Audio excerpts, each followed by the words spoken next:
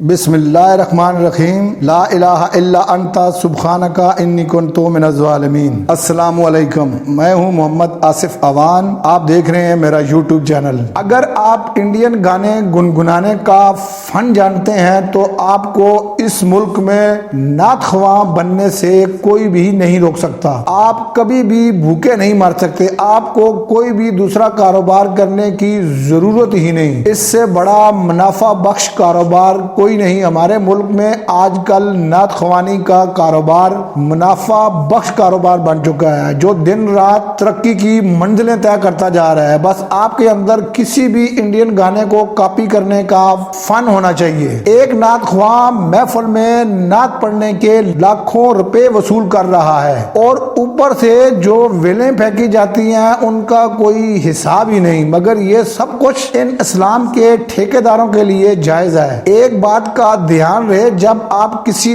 بڑے نعت خواں کو محفل پر بلائیں گے تو اس کے لیے ہوائی جہاز کا ٹکٹ اور نعت خواں کی جیب علیحدہ سے گرم کرنی ہوگی، اور کھانے پینے کا تگڑا بندوبست بھی آپ کو ہی کرنا ہوگا۔ اگر نعت خواں ناراض ہو گیا تو آپ جنت کی سیر کو بھی نہیں جا سکتے۔ یہ کاروبار اتنا پھل پھول چکا ہے، دن بدن ترقی ہی کرتا جا رہا ہے۔ اکثر نعت خواں جہاں محفل پر جاتے ہیں ان کے کارندے وہاں جا کر پہلے ہی سٹال لگا لیتے ہیں، اور لوگوں کو نعتیں ریکارڈ کر کے دینے کے بھی علیحدہ سے نوٹ چھاپتے ہیں۔ نعت خواں کبھی بھوکے نہیں مر سکتے، بس ایک دفعہ کسی انڈین گانے کی نقل کر کے نعت ریکارڈ کروا لیں، پھر آپ کے پاس لوگ خود ہی کھچے چلے آتے ہیں۔ بیٹھے بیٹھے یہ لوگ ساتھ میں پیسے بھی اکٹھے کرتے جائیں گے اور آپ کو اسلام پر روشنی ڈالتے ہوئے بھی نظر آئیں گے، وہ بھی پیسے لے کر۔ ان کے گھر کے چولہے ہی صرف اس کاروبار سے چل رہے ہوتے ہیں۔ آج کل ہر بندہ جلدی جلدی اپنے گناہ معاف کروانے کے لیے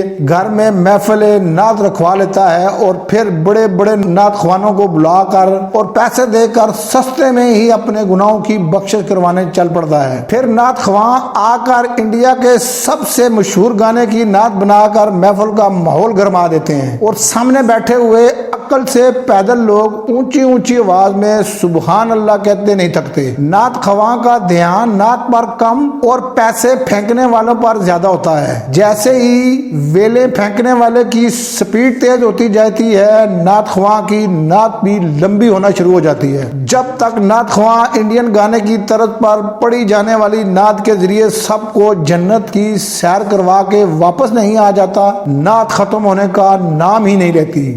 ویلیں پھینکنے میں ذرا سی بھی سستی آپ کو جنت کی سیر کروانے سے محروم کر سکتی ہے۔ جو بندہ نعت خواں پر جتنے زیادہ پیسے پھینکے گا وہ اتنا ہی جنت کے قریب ہوتا چلا جائے گا۔ مدینہ جنرل سٹور، مکہ جنرل سٹور والے حاجی صاحب سارا دن منافع خوری کر کے غریبوں کو دونوں ہاتھوں سے لوٹنے کے بعد محفل نعت کا بندوبست کر کے یا کسی ٹک ٹاک کے مولوی کو بلا کر اپنے آپ کو گناہوں سے بالکل پاک سمجھنے لگ جاتے ہیں۔ حاجی صاحب غریبوں سے منافع خوری کی صورت میں لوٹا گیا پیسہ نعت خوانوں پر لٹا کر اپنے آپ کو اسلام کا سب سے سچا عاشق سمجھنے لگ جاتے ہیں۔ محفل ختم ہونے کے بعد پھر اپنے کام منافع خوری کی طرف چل نکلتے ہیں۔ حد تو یہ ہے نعت خوانوں نے اپنے ساتھ شاگرد بھی رکھے ہوتے ہیں جو ان کے پاؤں دباتے ہیں اور سر کی مالش کرتے ہیں۔ محفل ختم ہونے کے بعد یہی نعت خواں صاحب اپنی گاڑی میں بیٹھ کر اپنی دیہڑی کا حساب کتاب کرنا شروع کر دیتے ہیں، اور سب آپس میں مل بانٹ کر پھر اگلے شکار کی طرف نکل جاتے ہیں، اور ویلیں پھینکنے والے حاجی صاحب جنت کی سیر کر کے نیند کے مزے لوٹ رہے ہوتے ہیں۔ سادہ لوگوں کو لوٹنے کا فن پاکستان سے بہتر کوئی نہیں جانتا۔ ہر رنگ کا بہروپیہ اس ملک میں دیکھنے کو ملے گا۔ اسلام کو کیسے کیسے بیچا جا رہا ہے سوچ کر بھی عقل دنگ رہ جاتی ہے۔ یہ پیسے کے پجاری لوگ میرے نبی کی شان بیان کرنے کے بھی لاکھوں روپے وصول کرتے ہیں، اور ویلوں کی صورت میں نذرانہ بھی علیحدہ وصول کیا جاتا ہے۔ اسی بات کے ساتھ آپ سے اجازت چاہتا ہوں، دعاؤں میں یاد رکھیے گا، اور میرے چینل کو سبسکرائب کر کے مجھے مزید بولنے کا موقع دیجیے گا۔ والسلام، اللہ آپ کا حامی و ناصر ہو۔ اللہ حافظ، آپ کا بہت بہت شکریہ۔